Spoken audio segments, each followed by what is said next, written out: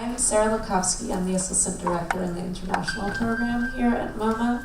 I'm so pleased to see so many faces here in front of me and to have our great speakers here who I'll introduce in a moment. But before I do, I just wanted to explain a bit about this event. We have an internal research initiative here at MoMA that's called CMAP, which is devoted to exploring the multiple legacies of modernism. And we brought these three speakers here for an internal session. We thought that we might as well also open them up so more people could get to hear what they have to say. I'd like to just thank Stuart Comer, the Chief Curator of Media and Performance Art, who invited these speakers here, as well as Yu-Che Lee, our CMAP Asia Fellow, who invited them here as well and coordinated everything, as well as Jay Levinson, the Director of the International Program, and particularly Patricia Buffa and Marta Danzi, who have worked very hard to make this all happen. So then to turn towards tonight's event. This is the third in a series of cross-geographic conversations in MoMA's library. They are an extension of Post, an online platform where we make available resources and research relating to a global consideration of the multiple legacies of modernism. Since the last sessions were so lovely here, so lovely in fact that we had trouble getting people out the door again, we thought we would make an experiment this time, which our speakers have already complained about, but sorry. We will begin with brief case study presentations by our speakers, which will be followed by a few responses from myself and then the audience. And we would like to end with enough time for some Prosecco. Since it's here, we want you to drink it.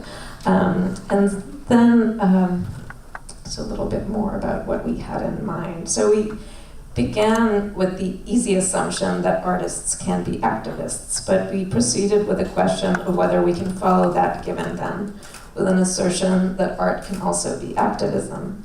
This line of questioning brings us to the view that art can act politically, which often is interestingly at odds with strong beliefs held by activists as well as artists, that to be truly effective politically and socially, art must leave its sites of institutional comfort. So we wanted to dedicate this conversation, which brings together thinkers who have practiced in the context of three particular geographical situations, to discuss the fluidity with which artistic methods get deployed in activism and the ways in which activism might penetrate the sites and institutions of art. All three of our speakers tonight are artists, knowledge producers, as well as activists. First, you will hear from Coco Fusco, a performance artist and writer based in New York who has worked extensively in Cuba. Then Ram Rahman, who is a photographer and co-founder of the collective Samat in India, and finally, Oleksiy Radynski, filmmaker and writer who joins us from Kiev. You have their full bios and the invitation as well as the handout, so I just want to hand it over to them since time is short. That's it? Do I have to use this? So many things to hold on to at the same time. Hi, everybody. Good evening. Okay, I'm going to break the rules because I came in, we were told only 3 pictures, and then Ram had a movie. I said, okay, so then I get to show my whole thing if he's got a movie. I also was very concerned riding over here that really, the Cuban context is so unfamiliar to the majority of people outside Cuba, and it is so complicated in a way that it really, I found it impossible to reduce, to say anything intelligent with only 3 pictures, and 10 minutes is very short. But before I do that, because we're on a panel about activism, I have to express publicly my support for the MoMA staff in their struggle for a decent wage and proper health benefit.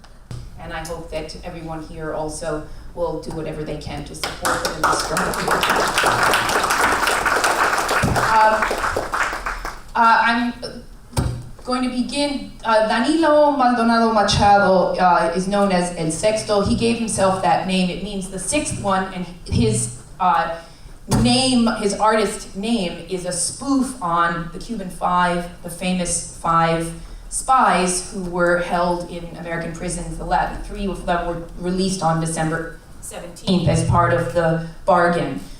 So he was spoofing the sacred by adopting this name, and he has been in prison in Cuba since December of 2014 for attempting to do this piece that he was beginning to work on, in which he was taking two pigs and painting the name Fidel on one and Raúl on the other, and he was going to let them loose in Central Park in downtown Havana, and he was apprehended on the way to the park and has been in a kind of limbo state awaiting trial ever since. The other picture is of earlier work of his. He has, since 2012, as a kind of performance, ongoing performance, been having the activists who are either die or are killed in Cuba have their images tattooed on his body, and then he goes out in public and displays them, and he's been detained on multiple occasions just for representing them on his flesh. I thought I could point it at anything. Oh, here we go.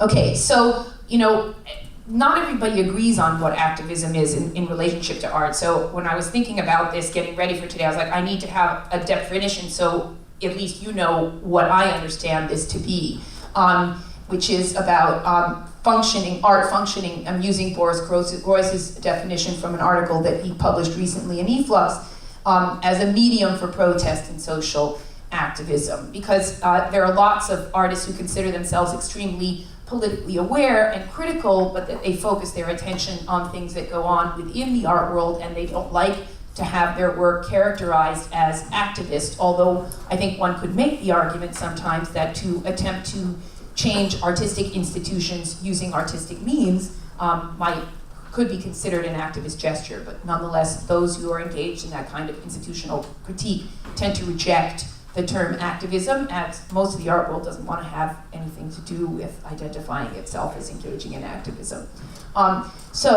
The questions in this context have to do with whether or not art can change anything outside the field of art, for the most part. But I think Groys does a good job of differentiating between those who are focusing on things outside of the field of art and those artists who are focused on issues that are internal to art institutions or to the media in which they work.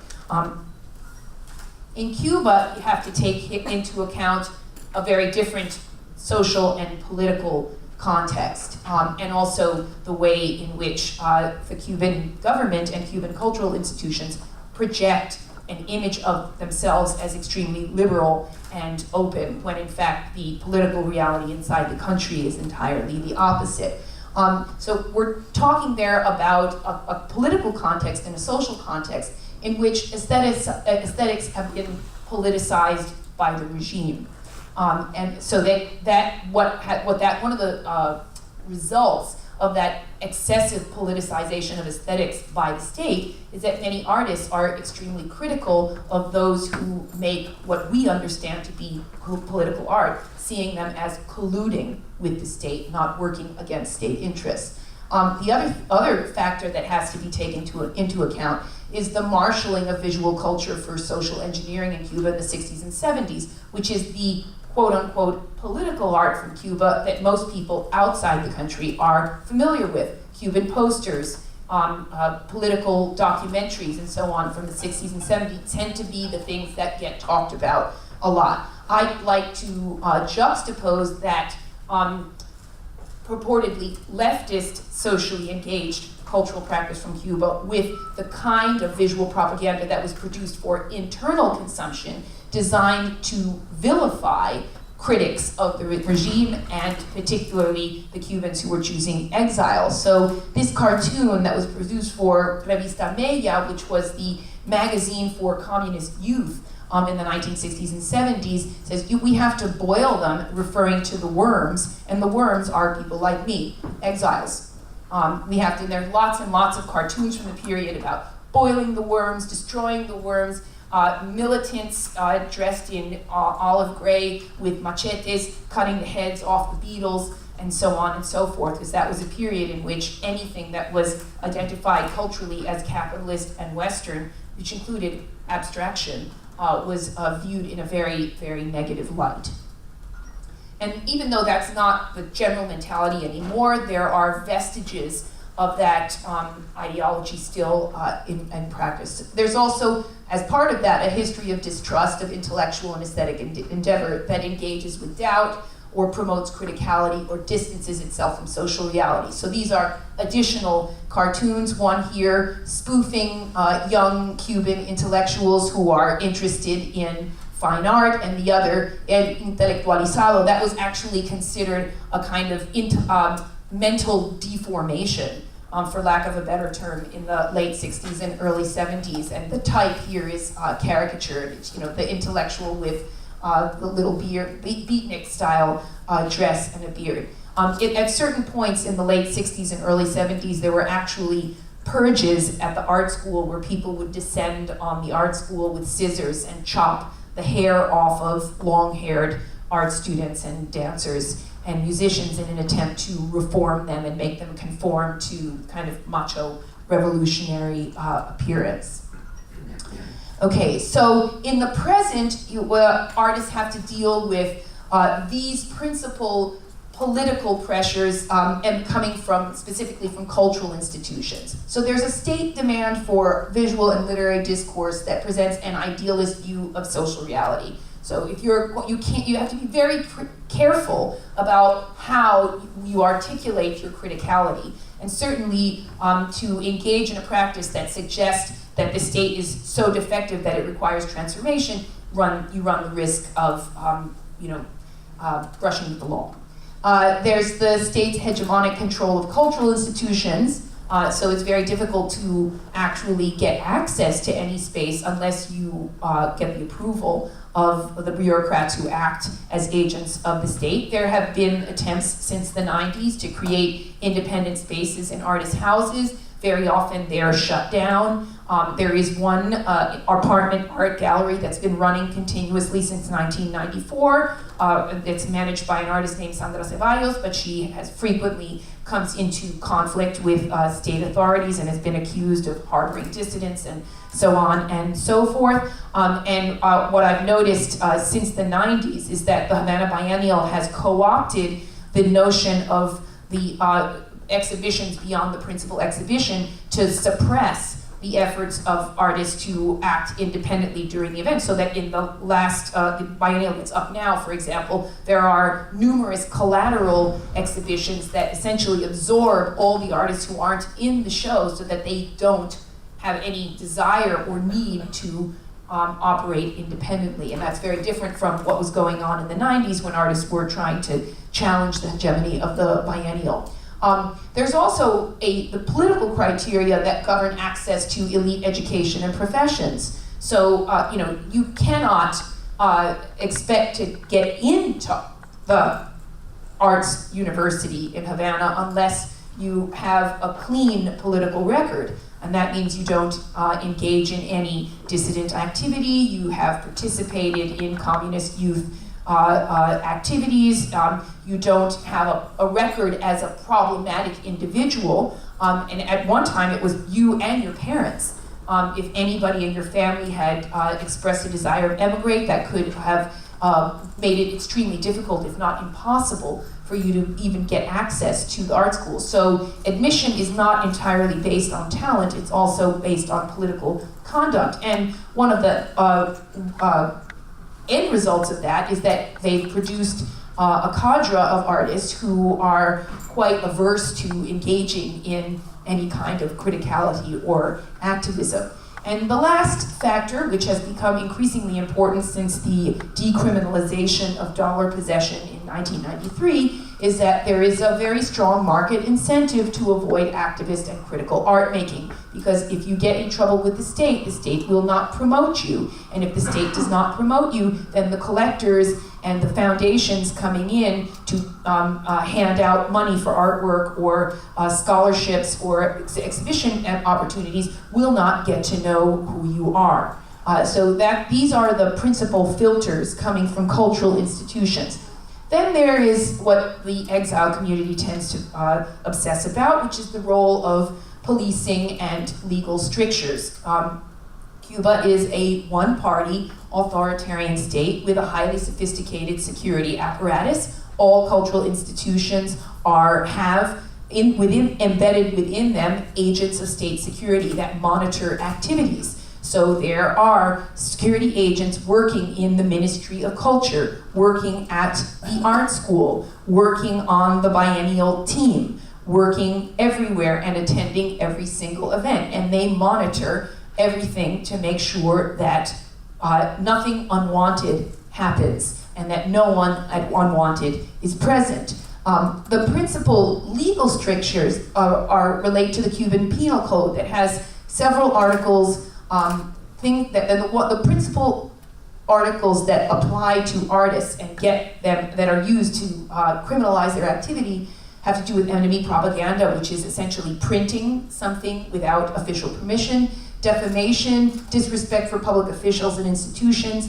and a very vague term which it translates into English as social dangerousness, but in Spanish is peligrosidad predilectiva, which is giving off the impression of a possible future criminal act. Okay? So you can be indicted for on the presumption that you might do something in the future, giving some sort of indication of that. And a criminal act can be within the definition of social dangerousness. Any activity that runs counter to accepted socialist norms of morality.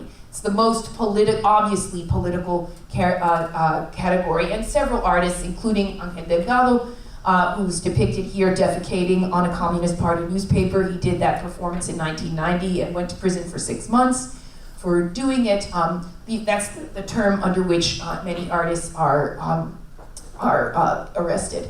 But in a more general sense, there is a constant policing of public space and an endemic culture of fear that is produced by this omnipresent surveillance. Not only are there security agents embedded within cultural institutions, but there are informants who also are artists and curators. So you never know when you're there who you're talking to or who's listening to what you're saying, and that does produce a culture of fear. Some counterexamples of artists and activists who have taken certain risks. This is a work from the 1980s. Oleksiy Gonzalez was the leader of a group called Arte, which was stand for Art and Derecho, Art and Rights. And this piece called The Afternoon of the Sandwiches, or The Afternoon of the Sandwich Boards from 1988. They were protesting government corruption, particularly within the realm of culture, and they had these sandwich boards with pictures of the kinds of things that bureaucrats do, the way they hoard, take things from themselves, steal from the state, steal from the artists, and so on and so forth. Figueroa, a very famous Cuban photographer, was able to document the work before the police apprehended them, and once he was arrested, and all of the sandwich boards were destroyed in 1988. But that group was spearheaded a very brief movement in the late 80s, around the time of the dissolution of the Soviet Union, to try to open up the space as a terrain for performance and art making that was unimpeded by bureaucratic intervention. A more recent example from 2009 by Jenny Casanova and Alejandro Gonzalez. This piece was the result of an unwanted encounter that the artist had with a security agent who came to their house and gave them a flash drive and told them that they had to download all the data on their computer. And so one of them took the flash drive, plugged it in, and noticed that there was already a file on it. So they exchanged data instead of just handing over their own. And when they downloaded the file that the security agent had, they discovered that it was records on several other Cuban artists and foreign visitors who frequently come to Cuba for art events. So they took all of the security files and turned them into an artist book, and then distributed a version of it digitally in 2009 when they were already outside the country. It would have been impossible for them to be able to do this from within Havana. But it is the only time I have been able to find an example of artists actually accessing police files and using them in an artwork. there are, since 2008, there has been an explosion of the use of performative strategies by political opposition activists in Cuba. I attribute this theatricalization of protest to the legalization of cell phone possession, which occurs in 2008. Suddenly, lots of people have cameras on phones, and they can document encounters with police and all sorts of things that would never be represented on Cuban television or in a Cuban newspaper. So the ladies in white, who are it's a group of women who are the relatives, the wives, mothers, daughters of political prisoners in Cuba, who had been marching silently on Quinta Avenida and Miramar, which is the avenue that runs with where all the embassies are, since 2003, when 75 intellectuals were arrested and accused of treasonous activity. They'd been doing activism, advocating for the release of their family members. And in 2010, one political prisoner, Zapata Tamayo, died on a hunger strike. The news got out through the cell phone and the Cuban blog network, and it sparked a number of protests outside the country against the treatment of the political prisoners, and it also emboldened the ladies in white to take their protests out into the rest of Havana. Here they're on Avenida Neptuno, which is a main artery that connects the central part of Havana to Vedado, so anyway, this becomes documented, but they also begin to use costuming for themselves, all dressed in white, carry gardenia, have t-shirts. Also, hunger striking, which had gone on exclusively in prison, has become a kind of soap opera style, mediatized form of activism in Cuba. People announce on Twitter that they're going to go on a hunger strike and allow television cameras in from all over the world to film them in various states of wasting away. Guillermo Fariñas, who's one of the most famous hunger strikers, in 2010 also went on a hunger strike after Zapata Tamayo's death in prison, and his strike lasted 135 days. Basically, it was a war with the Cuban government to force them to release the other prisoners or have him die on television. And so I spent a good part of 2010 watching this guy on TV every day, on Telemarti and even on Fox Latino and CNN, wasting away. He survived, and the remaining political prisoners were released. So I consider this to be the most successful activist event in Cuba of the last decade, and the most effective use of performance in activism there in the last decade. Okay, that's it.